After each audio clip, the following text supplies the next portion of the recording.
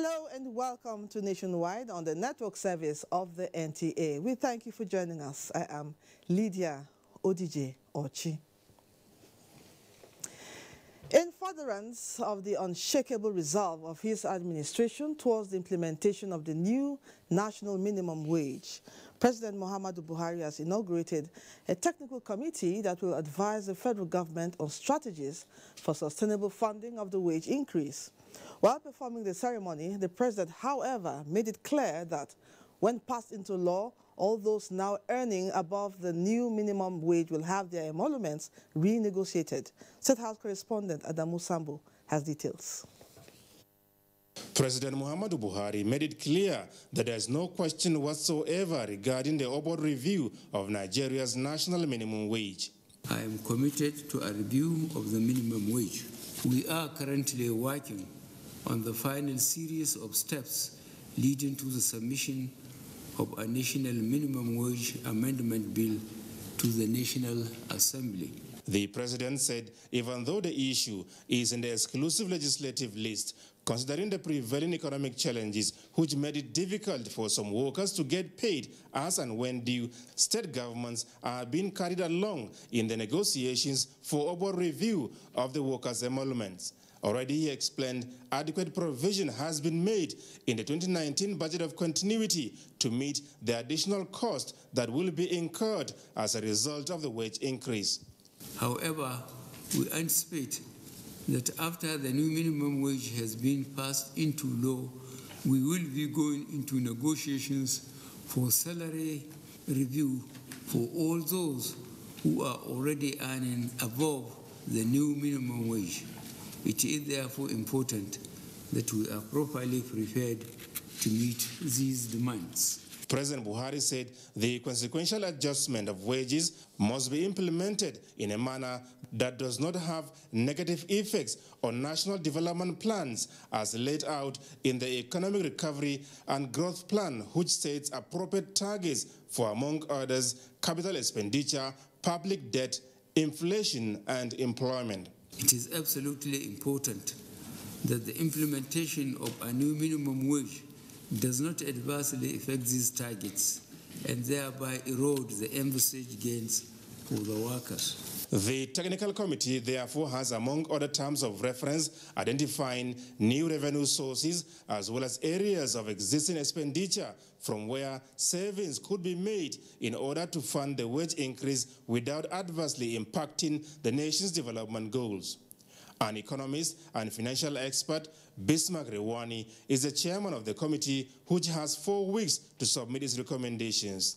The last time the national minimum wage was reviewed was in 2011.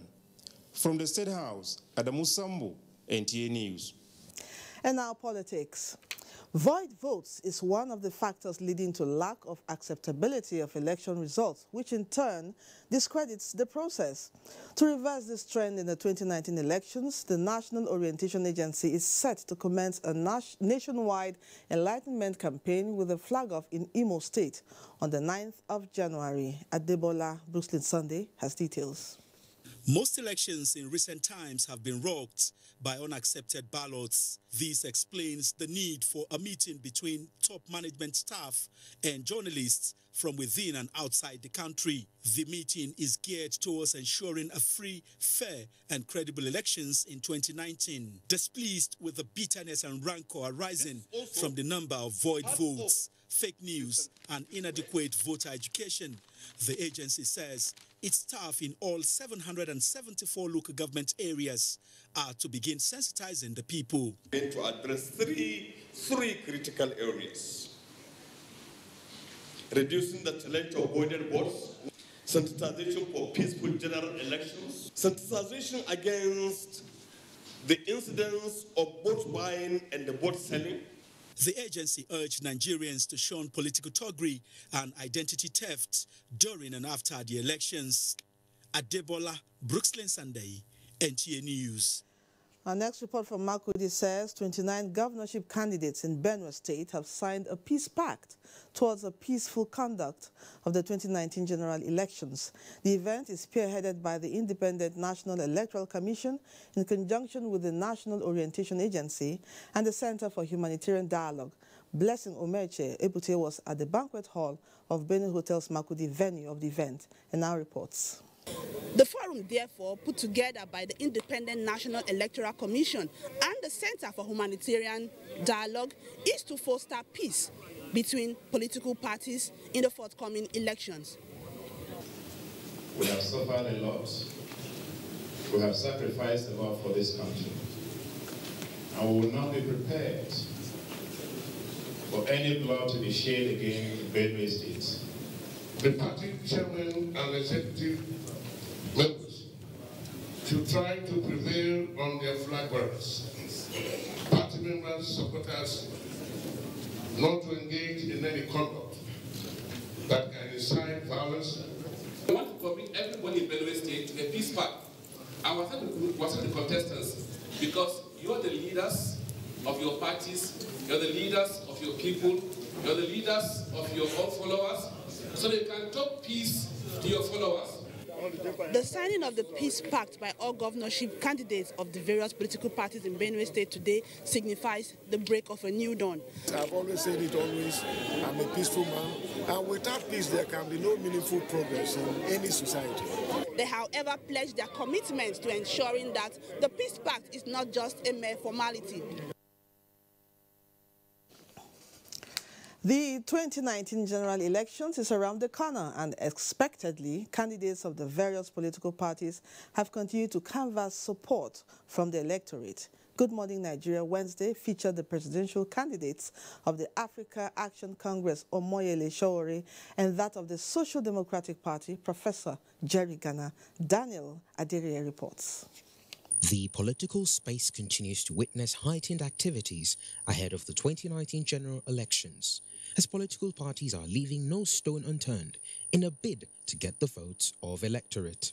Presidential candidate of the Africa Action Congress, AAC Omoyele Sowore, and his running mate explained that managing Nigeria's human and natural resources is one of the main tasks that they intend to address if elected. The federal government just said they made 5.7 trillion naira just from taxes alone through the Federal Inland Revenue Services. You know, customs is making money. JAMB made a lot of money. This time around, snakes did not swallow their profit. So we have enough money to take care of our needs in Nigeria, but we don't have the right people managing our resources. We don't have the human resource to manage Nigeria in such a way that we can lift this country out of poverty. I'm sure you've seen the documentary that BBC did last year. You know, a lot of issues with drugs, because an idle mind, they say, is a devil's workshop. So let them be builders, let them be painters, let them be. So that's what we intend to use. We have the workforce, we have the money in this country. I don't like the cynicism that Nigeria is broke, Nigeria is poor. I don't think it's all going well with us. For the presidential candidate of the SDP, Professor Jerry Ghana, and the Director General of his campaign organization, Dr. Ike Neliaku, the devolution of powers is one way the party intends to ensure faster development if elected. This federation is over-concentrated at the center. Because of our years of military rule, so many functions have been sucked into the center. We must now agree to devolve power to the federation. What is federal government doing in primary education, primary health? No. You should face the other issue. There should be a hierarchy of functions. We decided to go deep down to the polling units, right there. That's where we are doing our campaigns. Nigerians will be shocked what will come out of it. Both candidates promised to reverse the infrastructural deficit of the country and also revamp the economy. In Abuja, Daniel Aderiye, NTA News. Still on politics, the Deputy National Chairman North of the People's Democratic Party, PDP, Senator Babayo Gamawa, has defected to the governing APC alongside a member Board of Trustees of the party, Kaulaha Aliyu. State House correspondent Adamu Sambo reports that already President Muhammadu Buhari has received the formal pledge of allegiance from the defectors, accompanied to the State House by Governor Mohammed Abubakar of Bauchi State. President Buhari and his guests held a strategic meeting that lasted over 30 minutes behind closed doors. Senator Gamawa, who until now the second highest ranking member of PDP National Working Committee, spoke to NTA News on reasons for his decision to abandon the PDP.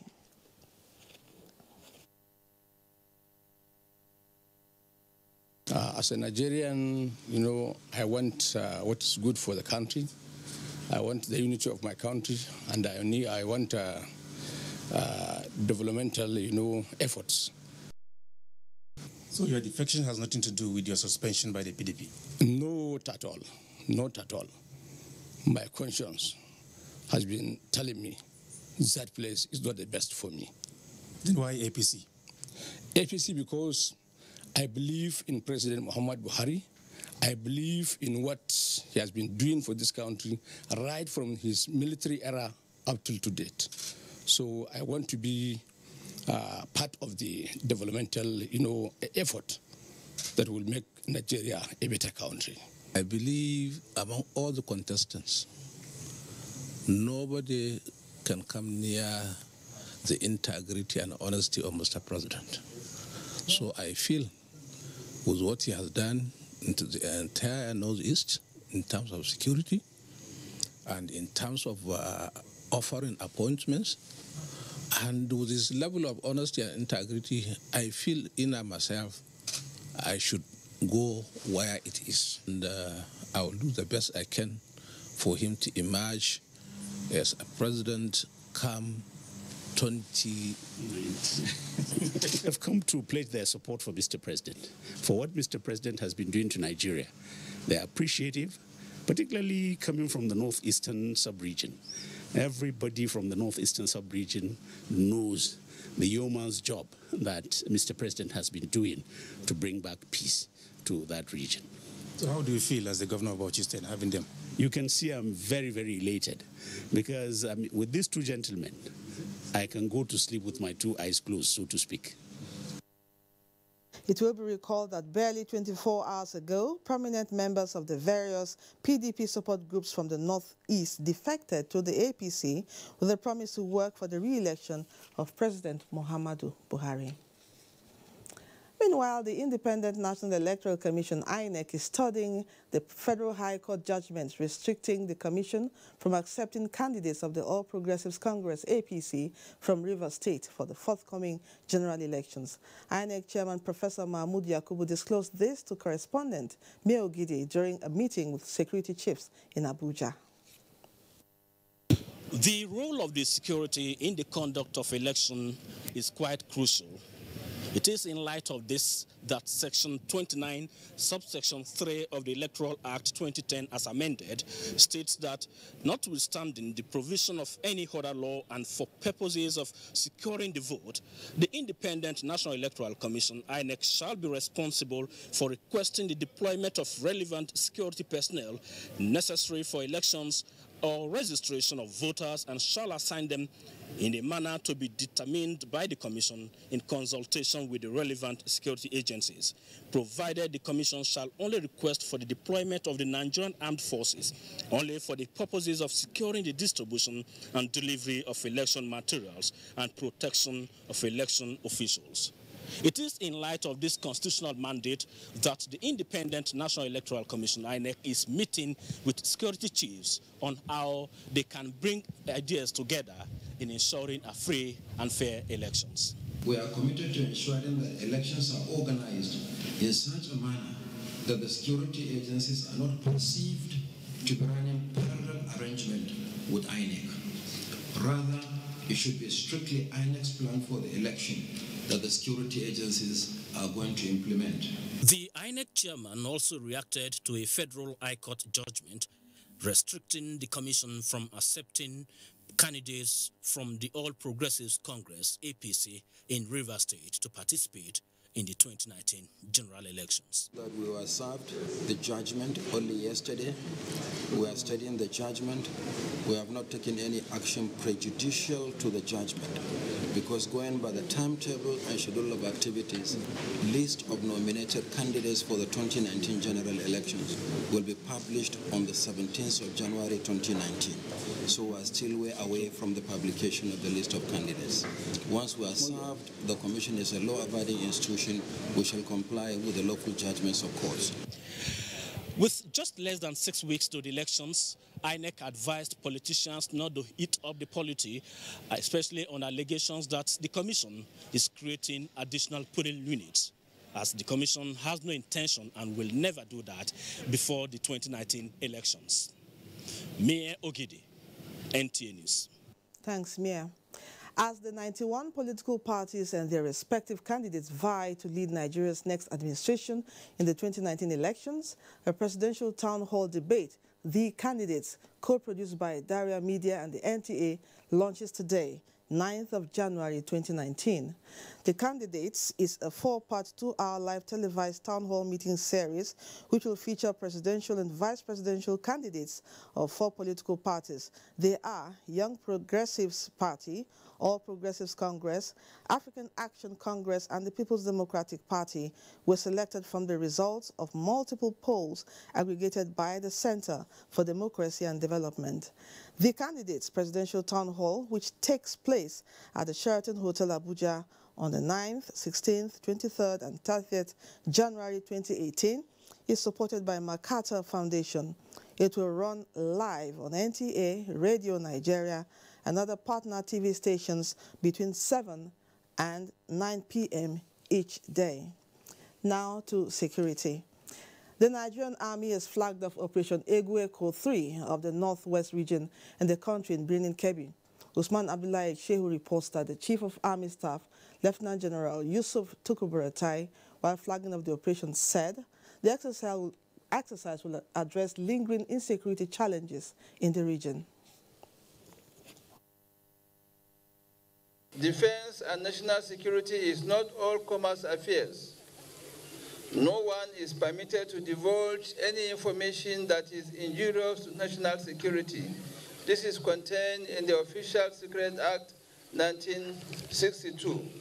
Drawing the attention of Nigerians on the importance of national security, the Chief of Army Staff said Operation Egueko 3 has mandate to address issues of fake news, armed bandits, rustling, terrorism, and kidnapping, among other crimes.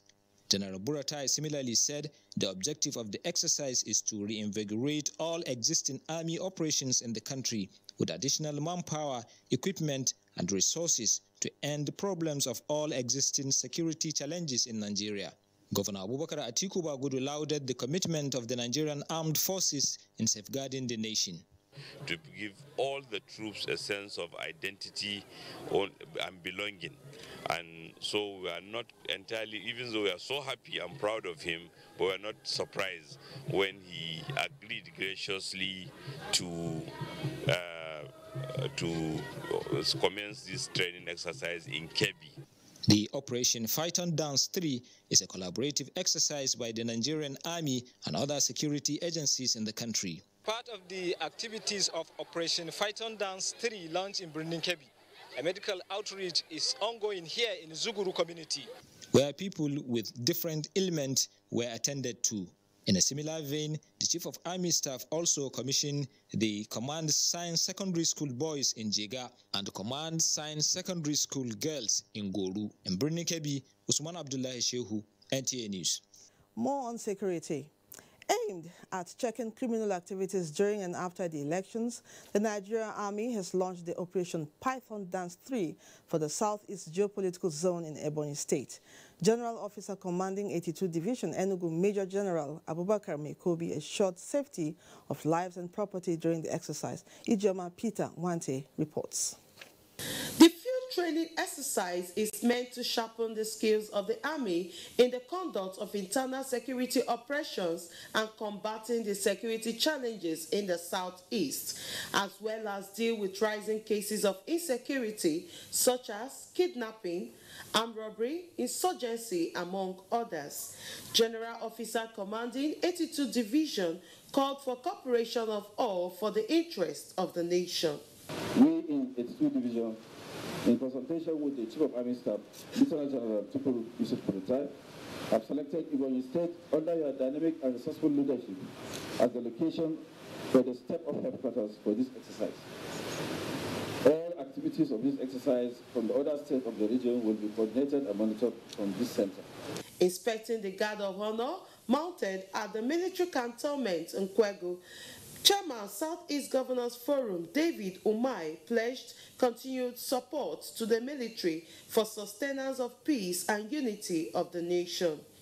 We believe generally, and the entire nation, that the military must remain neutral, must protect all the taxpayers. Every taxpayer is a boss to a military man. Every taxpayer is a boss to a governor. And so we must serve our people creditably, and we must play neutral and allow the will of God in the entire nation to happen. Governor Umai further called on the people not to panic as the exercise is not targeted at any individual. The Python Dance Tree is expected to end on the 28th of February. In Abakaliki, Ijoma Pitawante, NTA News. Meanwhile, the Air Task Force of Operation Lafia Doli has destroyed some terrorist gun trucks and airstrikes conducted at Auno in Borno State. Director of Public Relations and Information Air Commodore Ibikunle Daramola says the attacks were executed while providing close air support for ground troops who were responding to an attack on their location. The Air Task Force scrambled a Nigerian Air Force Alpha jet and an Mi-35M helicopter gunship supported by an intelligence, surveillance and reconnaissance aircraft to locate and engage the group of terrorist gun trucks. Overhead the target area, the ground troops were seen engaging the terrorists who were in a convoy of gun trucks in a fierce gun battle. After the confliction, the Alpha jet and Mi-35M took turns in engaging the terrorists, causing them to beat a hasty retreat. In the process, 3 gun trucks were hit and destroyed, while several of their fighters were neutralized. The hail of fire from exploding ammunition in one of gun trucks was visibly seen. Some of the survivors who were seen attempting to flee the location were taken out in follow-up attacks. Lagos is our first port of call, and Dotun is standing by to bring us updates from that zone. Good to see you, Dotun. Thank you, Lydia, and welcome to Lagos. The Independent National Electoral Commission, INEC, in Lagos State says the presentation of the Consolidated Voters Register state level as the national body of the 91 political parties are expected to forward copies of the register to their respective state councils. Michael Olaleye was at the state INEC headquarters and now reports. This is the INEC headquarters in Lagos, and as it stands, the Commission will not replicate the presentation of voters' register to political parties at the state level. This is because INEC expects the national body of the 91 political parties to distribute the list to their state councils. That is exactly what we are taking to the polling unit on election day, so that they should go and study it to see that in case on the election day they found something that is different, they will know. It's just part of the INEC transparency to tell them that obnoxious name will not go to the field. If we have about 84.4 million voters, how many of those 84.4 million registered voters have collected their PVCs? The political party have a lot to do in terms of voter education. They shouldn't just leave it to the INEC.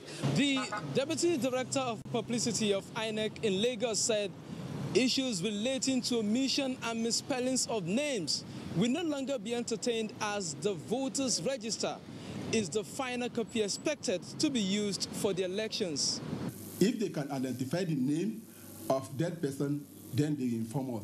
If they identify the names of underage, they will tell us. And all these things have been done. Meanwhile, INEC in Lagos said over 5 million permanent voters' cards have so far been collected. It's now back to the studio for the continuation of the news. Thank you, Michael. Meanwhile, ahead of the 2019 general elections, the electorate are reacting to the buying of permanent voters' cards by some politicians. Mohammed Abdulkadri examines the implications of buying PVCs. As 2019 general elections are around the corner, election fever is already catching up with some politicians who have perfected the antics and tactics of buying voters' cards. What are members of the public saying about this? Those who are actually selling their votes are not doing the right thing. If politicians are buying voters' cards, it means they want to run Nigeria into an empty. Moving forward, what are the implications for participatory democracy and the coming election? A situation where registered voters fail to pick up their voters' card at INEC. Does it have to do with political apathy? That's a threat to our democracy. It means the turnout during the voting will be low. The danger in it is that some, politicians who don't care about playing by the rules can go and give money and then pick those voters' cards and then give it to their supporters who are not the genuine owners. Some respondents, however, suggested that the impunity of the buying of PVC by some politicians should be checked by criminalizing the acts. It is back to the studio for the continuation of the news. Thank you, Mohammed. The Lagos State Police Command has paraded a 41-year-old man, Jalili Lawal, for allegedly raping a 78-year-old woman, leaving her with serious injury.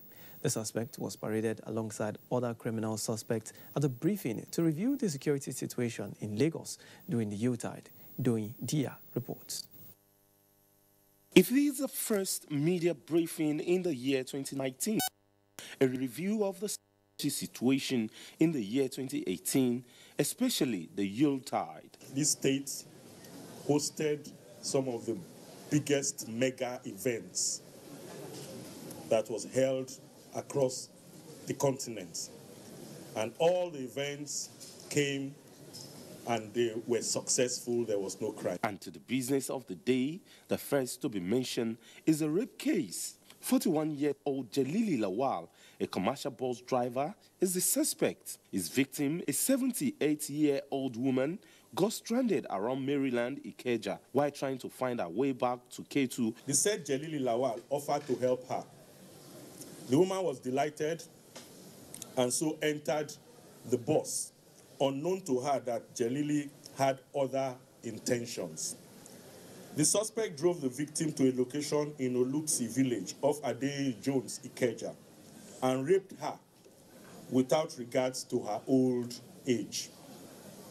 While the suspect was at it, the woman let out a cry of help, which attracted someone in the neighborhood, who quickly called the police. This was how the police caught the suspect in the act.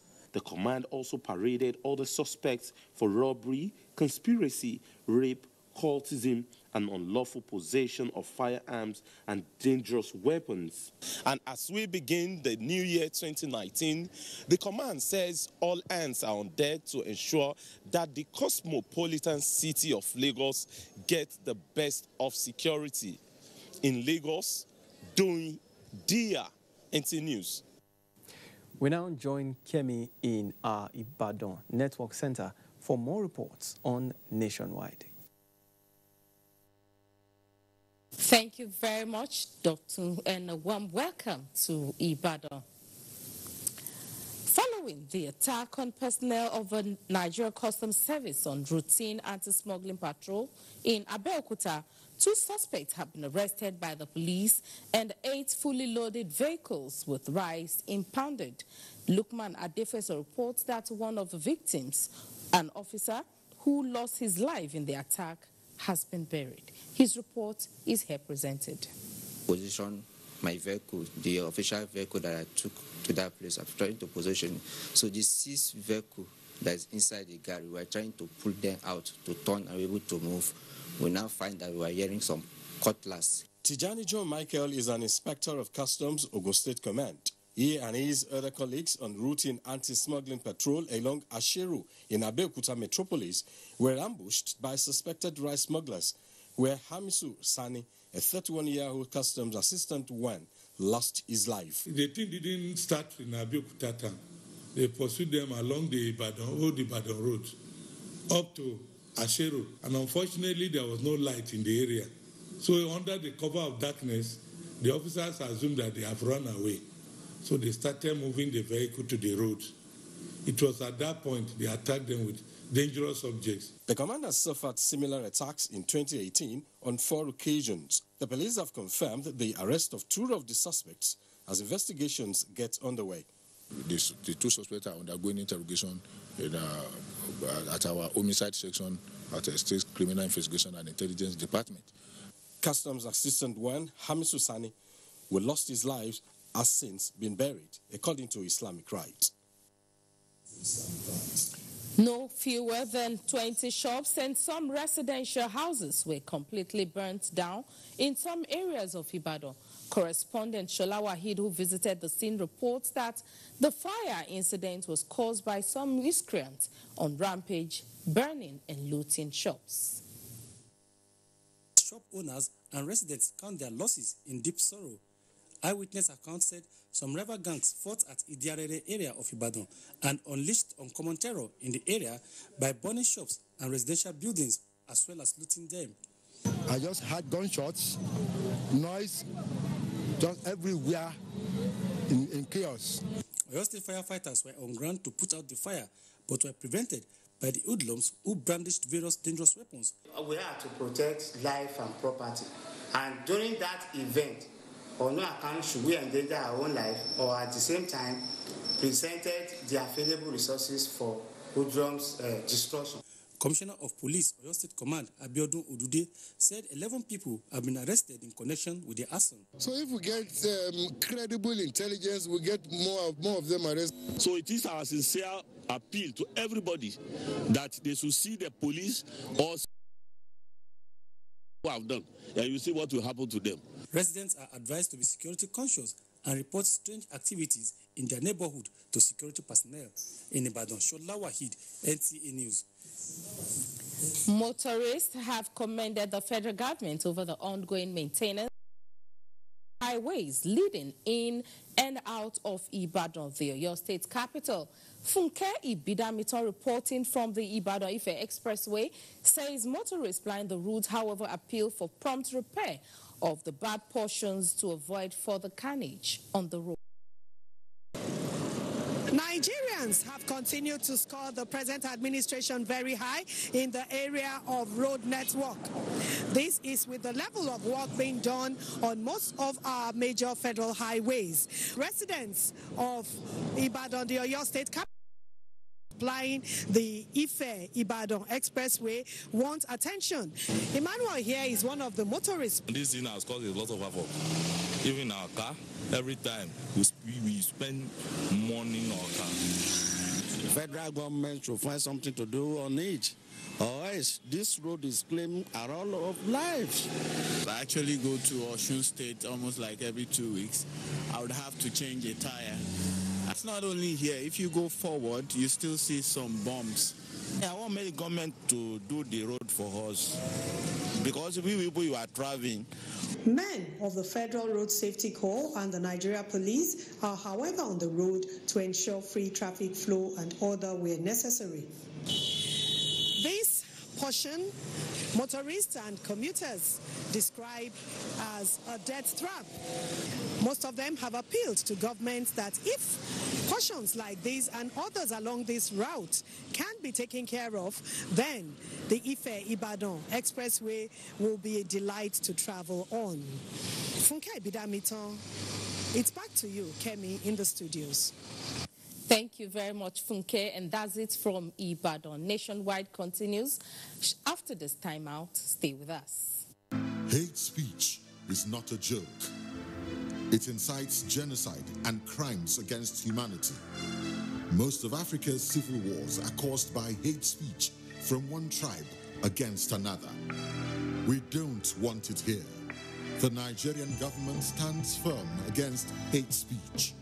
Under no conditions whatsoever should we tolerate or excuse or justify hate speech or hateful conduct of any kind, especially where such is illegal. There's no doubt that the resurgent push for separatism, as well as the rising cases of ethnic and religious disharmony, are all traceable to the growing phenomenon of hate speech. One nation bound in freedom, peace and unity. Nigeria, one nation, one people. This is a public service announcement brought to you by NTA.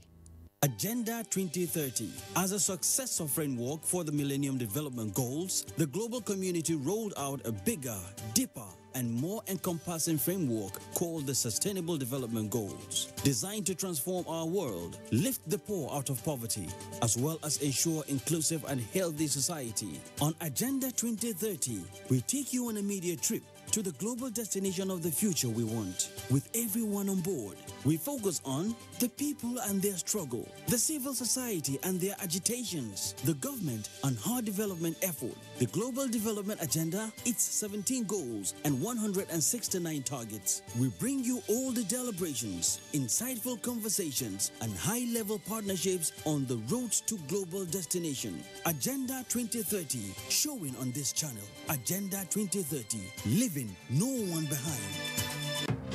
The Candidates, a presidential town hall co-production between Daria Media and NTA, supported by the MacArthur Foundation. Kingsley Mogalu and running mate Omar Getso of the Young Progressive Party, Muhammadu Buhari and running mate Yemi Osinbajo of the All Progressives Congress, Omoyele Sowore and running mate Rabiu Ahmed Rufai of the African Action Congress, Atiku Abubakar and running mate Peter Obi of the People's Democratic Party. Moderator Kadri Ahmed. Dates starts Wednesday, 9th January 2019 with the candidates of the Young Progressive Party. Town hall venue, Sheraton Hotel, Abuja, from 7 to 9 p.m. The candidates will be broadcast live on NTA and other partner TV and radio stations, as well as streamed online on NTA and DTV.media.